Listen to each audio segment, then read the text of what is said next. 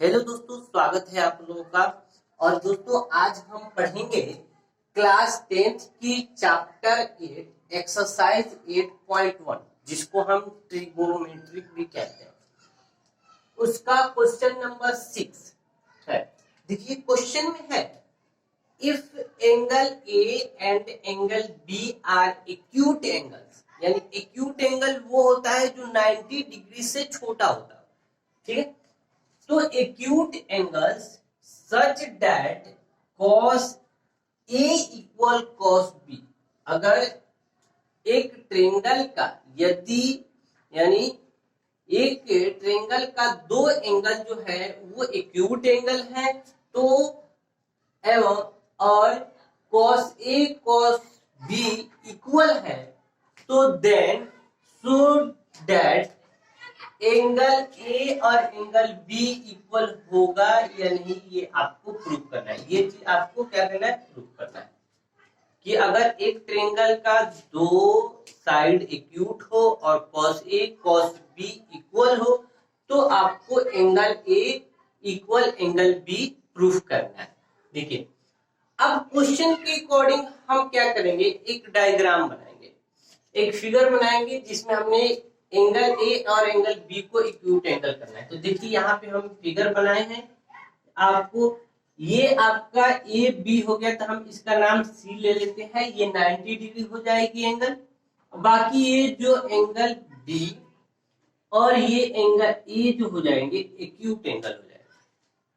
ठीक है, अब यहाँ पे आपकी एक चीज हम सॉल्व करते समय हम डायग्राम में यहाँ लिख लेंगे कि हमने ड्रॉ किया एक ट्रायंगल एबीसी जिसमें इन विच एंगल सी जो है 90 डिग्री और angle B and angle A are acute angle, और एंगल ए और बी जो है एक्यूट एंगल। क्वेश्चन के अकॉर्डिंग एक फिगर डायग्राम कर लेंगे और फिर उसके बाद देखिए जो गिवन है उसके अकॉर्डिंग हम काम करेंगे। गिवन जो है आपको cos ए इक्वल cos बी ये दिया हुआ है, इसी से आपको ये प्रूफ करना है कि एंगल ए और एंगल बी इक्वल है कि नहीं। देखो ये जब एंगल है 90 डिग्री तो 90 डिग्री के जो अपोजिट वाला साइड होता है वो हाइपोटेन्यूस होता है। ठीक है, ये 90 डिग्री के एंगल के इक्वल। ठीक है, ये हाइपोटेन्यूस हुआ। अभी अब एक चीज हुआ जो cos ए से आपको लेना है, cos ए से लेना है तो हम फॉर्मूला लिखाए थे P B P H H B, perpendicular base perpendicular hypotenuse hypotenuse base, यानी sine perpendicular by hypotenuse cos base by hypotenuse tan perpendicular by base. तो यहाँ पे हमें ओनली कॉस का चाहिए, यानी बेस बाई हाइपोटेन्यूस वाला, ये वाला आपका ओनली लगेगा बेस बाई हाइपोटेन्यूस का।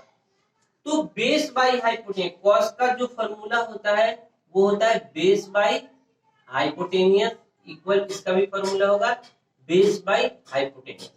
अब दो एंगल यहाँ पे cos ए के अकॉर्डिंग आपको बेस बाई हाइपोटेन्यूस ढूंढना है, तलाश करना है, और यहाँ पे cos b के अकॉर्डिंग आपको बेस बाई हाइपोटेन्यूस ढूंढना है। तो ये फिगर के अकॉर्डिंग हम करेंगे। अब इसको हम मिटाते हैं। ठीक है, यहाँ पे आपको cos a लेना है, यानी ये वाला एंगल लेना है, आपको ये वाला एंगल लेना है और तब बताना है कि कौन सा बेस होगा और कौन सा हाइपोटेन्यूस होगा। देखिए ये वाला आपके इसके सामने वाला अगर इस एंगल से लेते हैं तो ये वाला आपका परपेंडिकुलर और ये वाला आपका बेस, और ये ऑलरेडी हाइपोटेन्यूस है। तो मतलब इस एंगल से आपका ये परपेंडिकुलर हुआ और ये आपका बेस हुआ। तो उसी चीज को यहाँ हम लिखेंगे। देखिए आपके बी यानी बेस वो हो गया, यानी बी के जगह पे हम AC और हाइपोटेन्यूस की जगह पे ये वाला आपका AB, यहाँ हम लिखेंगे AB इक्वल। सिमिलरली अब cos B के अकॉर्डिंग चल रहा है, आपको यहाँ पे cos B है तो एंगल हम B लेंगे, यानी ये एंगल को हम लेंगे। तो हम फिर इसको इरेज करते हैं और इस अकॉर्डिंग आपकी ये चीज फिर चेंज हो सकती है। देखो ये इसके सामने वाला आपका तब परपेंडिकुलर हो जाएगा और ये आपके बेस हो जाएगा।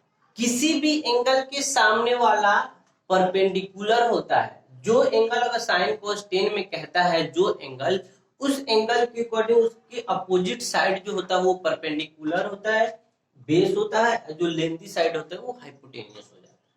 तो यहाँ पे बेस ये हो गया, परपेंडिकुलर ये हो गया, और हमें यहाँ पे चाहिए base by hypotenuse cos B के लिए, जिसका फॉर्मूला होता है ना बी बाई एच।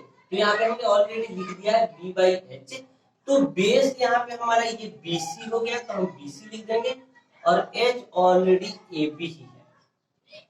यहां से हम दो तरीके से इसको सॉल्व कर सकते हैं, या तो ये ए बी को यहीं काट दो, या एक और तरीका होता है कि इसको क्रॉस मल्टीप्लीकेशन करो। ए बी को एसी को ए बी से करोगे तो देखो क्या होगा, AC multiply A B equal, बीच में इक्वल का साइड है तो इक्वल। अब BC को AB से करोगे तो BC मल्टीप्लाई AB, यहां भी आप AB को काट सकते हो। ठीक है, तो आपका जो बचा यहाँ पे AC इक्वल BC बचा। या तो आप इस तरह भी काट सकते हो या ऐसे भी इसको हटा सकते हो AB को। ठीक, आपको जो अच्छा लगे। यहाँ पे क्रॉस मल्टीप्लीकेशन हुआ है, यहां से इधर और फिर इधर से यहाँ। ठीक, और यहाँ AC इक्वल BC बच गया, जैसे यहाँ पे AC इक्वल BC बच गया। अब एक थ्योरी होता है ट्रेंगल का। ट्रेंगल का एक थ्योरी होता है, देखो अगर इक्वल साइड आर, जो अपोजिट होता है, opposite equal side are opposite angle, angle are equal in triangle. ये एक थ्योरी है।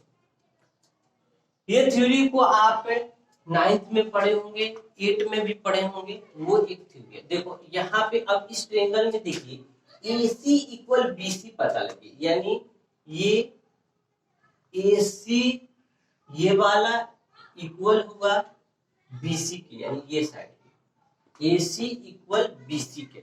तो ये जो थ्योरी कहता है ना कि इक्वल साइड्स आर, जो भी इक्वल साइड्स होते हैं उसके अपोजिट वाला एंगल भी इक्वल होता है एक ट्रेंगल में। तो ये BC के सामने वाला जो एंगल ए हो गया, और AC के अपोजिट वाला एंगल ये हो गया B। तो यहाँ AC की अपोजिट साइड, AC की अपोजिट साइड का एंगल B हो गया, और BC की अपोजिट साइड, अब BC की अपोजिट साइड एंगल A हो गया। ठीक है, तो मेन चीज यही है कि अगर किसी भी ट्रेंगल का दो साइड इक्वल होता है तो वो दोनों साइड के अपोजिट वाला जो एंगल होता है वो भी इक्वल होता है। इस थ्योरम से आपकी angle B equal angle A हुआ, यानी यही आपकी प्रूफ करना था जो आपके प्रूफ। ठीक है दोस्तों, अगर आपको समझ नहीं आता है तो फिर आप कमेंट करके पूछ सकते हैं। Thank you.